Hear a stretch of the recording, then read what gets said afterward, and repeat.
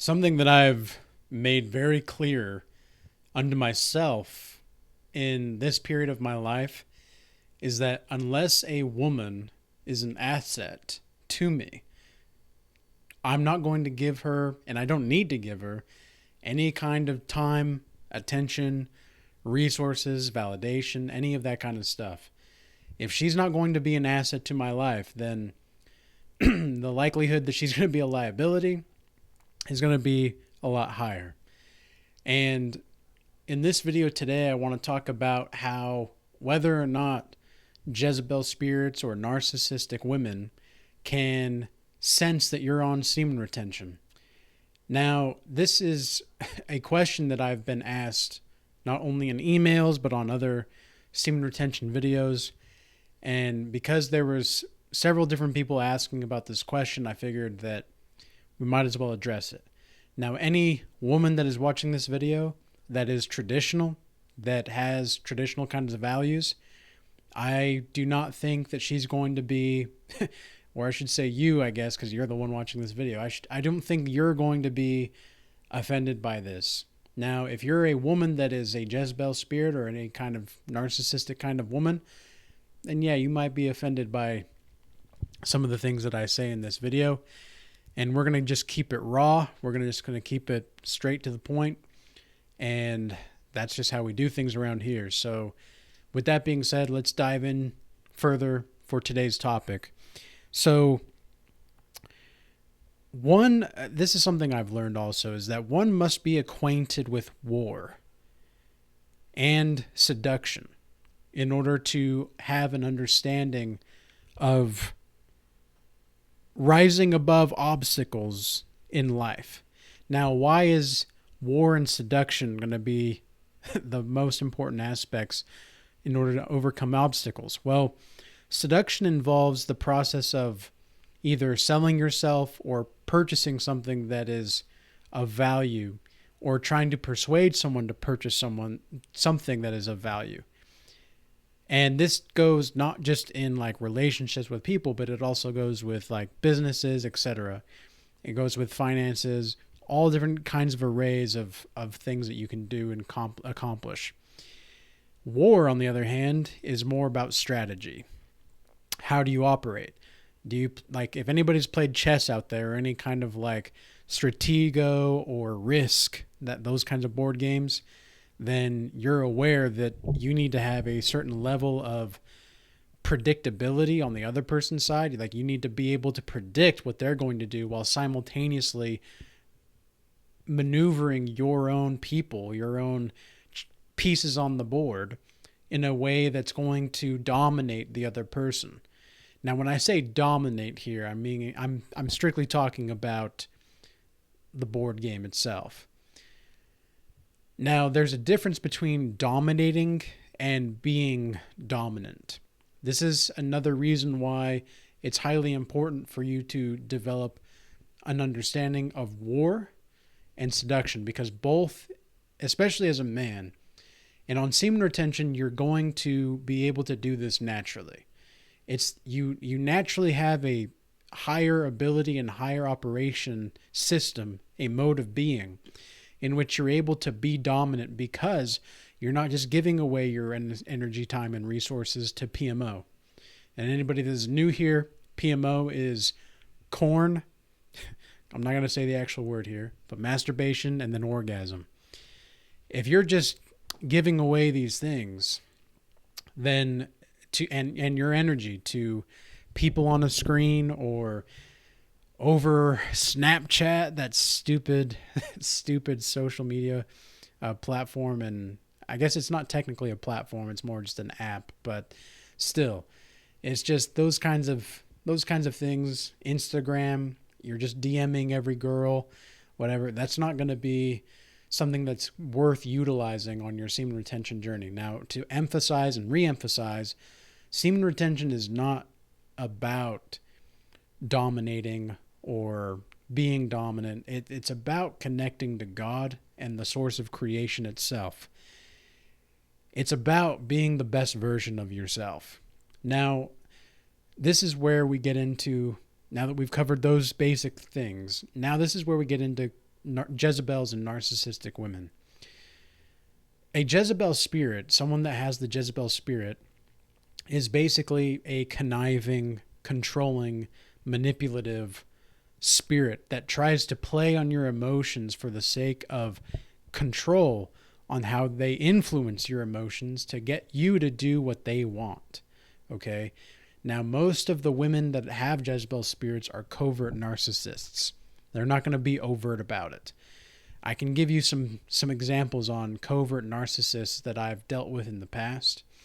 And one in particular is when this was at work, and this person was not my boss directly, but she was technically higher on the hierarchy within the company.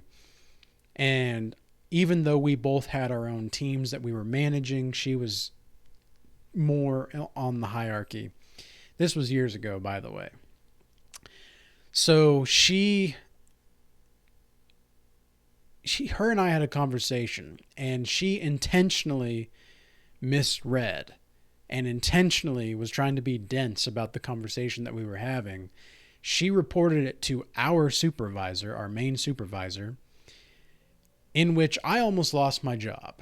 I almost lost my job because this woman was intentionally trying to twist my words. And then when I was confronted about it, I was like, yeah, let's talk about this. I'm okay to talk about this. And they gave me a whole spiel about how what my comment meant to some people around at the time, because my comment, because I was in a room full of women, and there was one other guy apart from myself in the room at the time, and we were having a party, a work party, and all the women were talking about their husbands or their boyfriends and how stupid they are or how they're not doing these things correctly. And I was fed up. I was not having it. And so finally I had just said, look, men want to come home to peace, not a competition. And that was enough for like people in the room. Well, this one woman specifically, to report it to my boss and almost get me fired, because what was I saying from her perspective? What was I saying? I was saying that it's women's job to make men peaceful. That's what she was saying, and she was offended by this. So this is a small example. This is a small minor example, even though I nearly lost my job because of this. And like all of the men watching this, is it not true? Like, like, tell me, is it not true? Isn't it the case that we want to come home to peace? We don't want to come home to a competition. The world is competition enough. Like, we've got so much competition as a man. In fact, like, you do not have a choice but to be competitive as a man out there right now. If you're not being competitive in the marketplace that we live in, dude, you've got another thing coming. There's just no hope for you. And I don't like saying that. I don't like saying that at all, because I want to be able to give you inspiration to go out and do the things that you want to do. But at the end of the day, if you're not willing to make certain sacrifices, then that's what is going to happen. And this is the biggest thing that semen retention will teach you, is sacrifice. It'll teach you sacrifice. It'll teach you how to sacrifice. And at the time, I was, when this happened, like, I was not necessarily, it was like I was in a good headspace, but I was also not in the best headspace that I could possibly be. And a reason for that was just because I could have been clear-minded. I could have been more focused on myself. And instead, I was focused on what other people were saying and what other people were talking about. Sometimes it's better to just, like, I'm not saying that I'm going back on what I said in that situation, but I stand by what I said. However, there is a time, there is a place, and you have to be able to read the room that you're going to be like. Sometimes you're going to be in a room full of people that are not about what you're about. You're going to be in a room full of people that don't really care what you have to say and they want to intentionally misread and misunderstand you. They want to intentionally do that to make you look bad because you're someone that's standing up for who you are. You're speaking in generalities so much that it could cause somebody to feel these emotions that they don't want to be feeling. It's just crazy talk. It's crazy talk. But all in all, the narcissistic kind of women, they're going to be very covert. They're going to talk behind your back. They're going to try to make you look bad. That's the essence of the narcissistic woman. And they're going to be playing head games. They're never going to be consistent with their words and their actions. They're not going to try to build their relationship. They might just to destroy you. They might try to build you up just so that they can bring you down. They can be the ones to bring you down. This happened a lot of times with a lot of different kinds of women in my past as well, where they would make themselves the source of happiness for me. And then whenever I did something that was in my best interest, my self-best interest, they made me feel bad about it. They told me that they didn't like the way that I was handling the situation, even though I felt like I was handling the situation pretty logically. This is something that you have to learn with women. Men is like, they, oh boy, we're going to get some comments here. Women do not necessarily care about being logical. They don't. They really don't. They care about how things make them feel in the moment. If this is one of the reasons why so many women can't handle accountability, is because accountability for their actions means sometimes that they're going to feel guilty for the things that they've done or ashamed for the things that they've done, and they don't want to feel those things. So they'll just deflect the accountability and they'll call somebody else insecure. Or I can't tell you how many times I've heard like, who hurt you, Thaddeus? Who hurt you?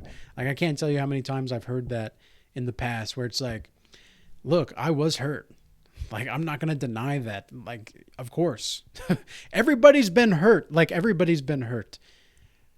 I don't care who you are. You are not getting out of this life unscathed to one degree or another.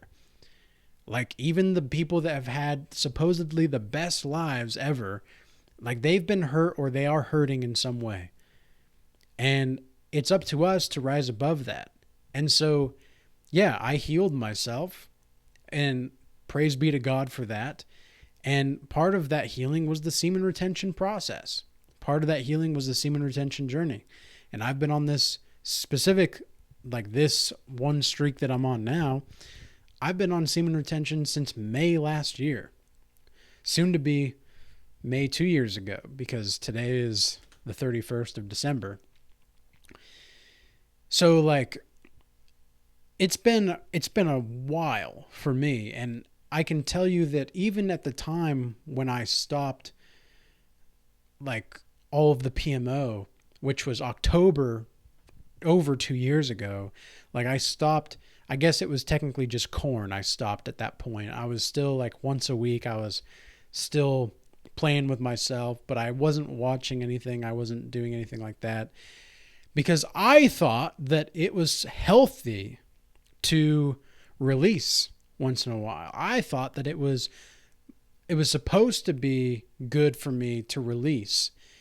And here I am now, over a year and a half later, into the actual semen retention journey. And I'm in the best shape of my life, physically, financially, emotionally, spiritually. I don't have testicle cancer. I don't have prostate cancer. I'm not a coomer. I'm not a simp. In fact, like I can just be who exactly I am to the best of my ability each and every day. And I'm always progressing, even when I'm not. Like, That's the cool thing about semen retention is even when you're not necessarily progressing the way that you want to be, you're still progressing because well, as long as you're learning from those experiences, as long as you're learning from that. But this is the whole point, and your discernment is going to be on point for when you actually are on semen retention. Now, I have noticed with people that I do consultations with that even some people that have gone like 2 to 3 months, they're still working on their discernment.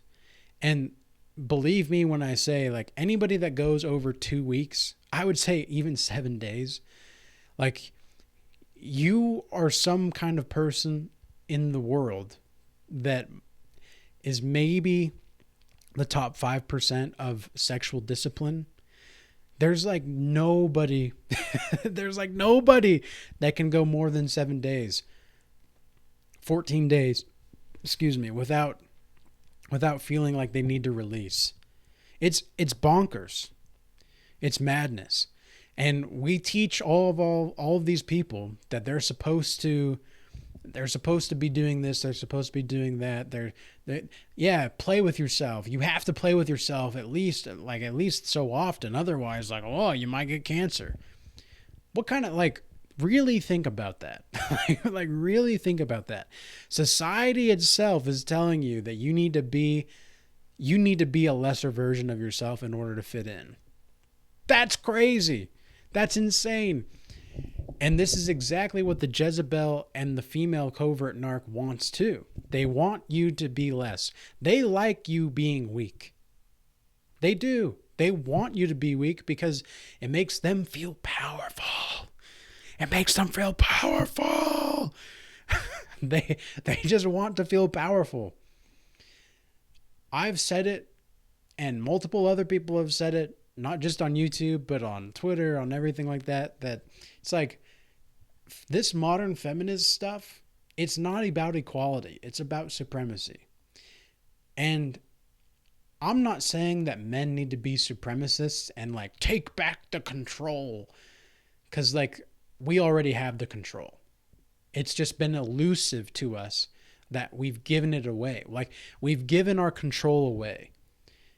We've just given it away. And one of the ways that we're giving it away is through PMO, and we're giving all of these women power over us because of their sexuality.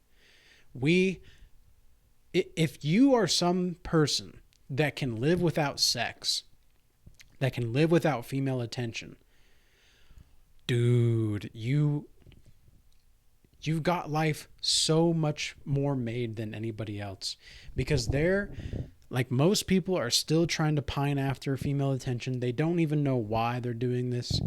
And I was like that too at one point. I was like that kind of person. Like, but what was it that I really wanted?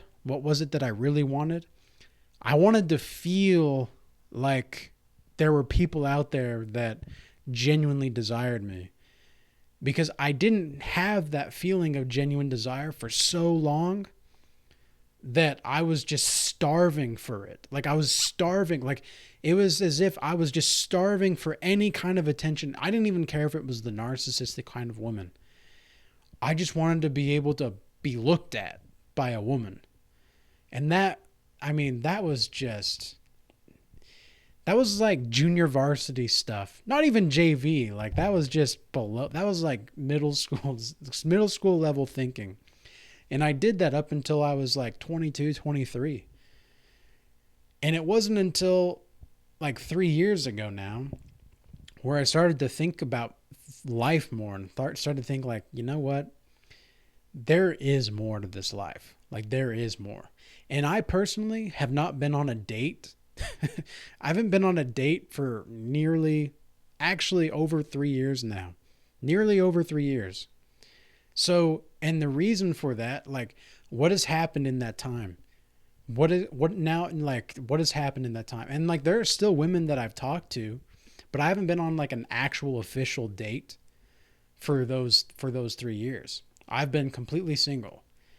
And I've been single most of my 20s, to be honest. Like, I've actually haven't had like a quote unquote girlfriend since I was like a senior in high school / freshman in college.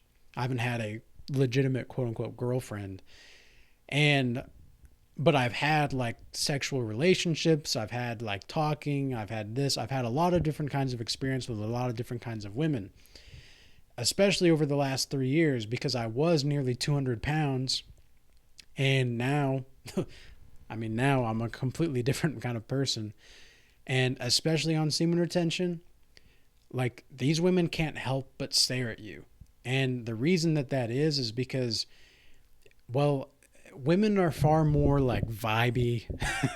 They're far more, it's all about the vibe. Like, haven't you ever told a girl, like, or has a girl told you, or you've seen girls tell their girlfriends, like, well, he just had that vibe, or we were just totally like, we just had a lot of chemistry. Like, we really just felt each other. Like, they don't think about things logically, man. Like, they just don't. And if you ever listen to the conversations that women have, they mostly talk about like who they're dating and why they're dating this person and what's so cool about their dating. Like, because women are competing for higher tier men. That's what's going on. Us men are competing against other men and just life in general. But most of the time, men are indifferent to one another. They really are. Like, they don't really, like at the gym too. Like, I've had this kind of experience where there's been a guy, I don't even know the guy. Don't even know his name.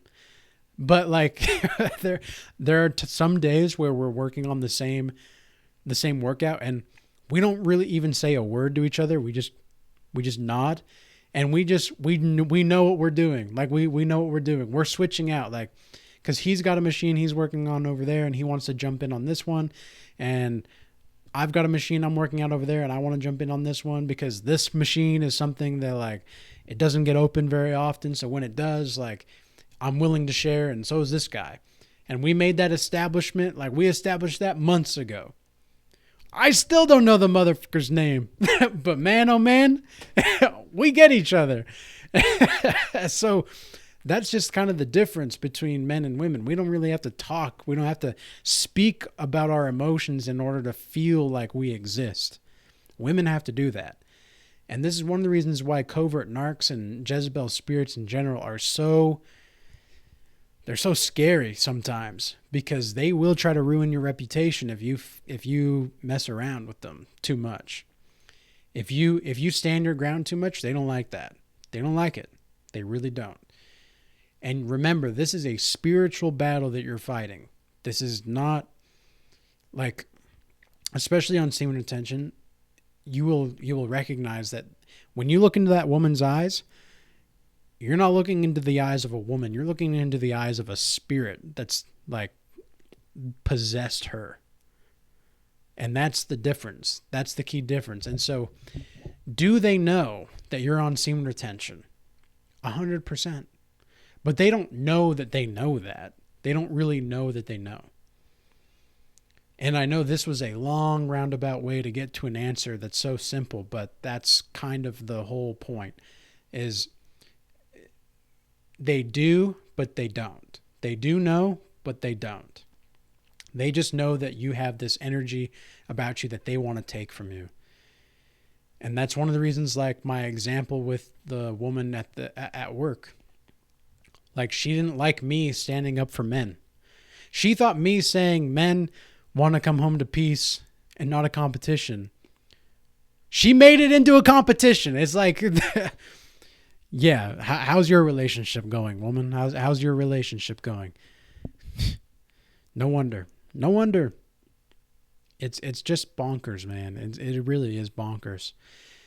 But I hope this video this video and message was informative and useful to some degree. And peace be with you. Till next time.